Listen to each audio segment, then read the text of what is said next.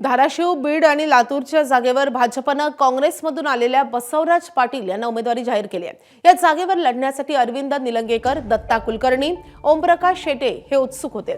मात्र बसवराज पाटलांना पक्षाकडून उमेदवारीचा फोन गेल्याची माहिती समोर येते। बसवराज पाटील माजी मंत्री आणि काँग्रेसचे माजी कार्याध्यक्ष होते। 2024च्या विधानसभा निवडणुकीपूर्वी पाटील यांनी भाजपात प्रवेश केला होता। त्यांना उमेदवारी जाहीर होताच धाराशिव जिल्ह्यात जल्लोष करण्यात आला। बसवराज पाटील यांचं मूळ गाव असलेल्या धाराशिवच्या मुरुम इथे फटाक्यांची आतिषबाजी करण्यात आली आहे आणि गुलालाची उधळण करत जल्लोष करण्यात आलाय। बसवराज पाटील आज त्यांचा उमेदवारी अर्ज दाखल करतील। एबीपी माझा, उघडा डोळे बघा नीट।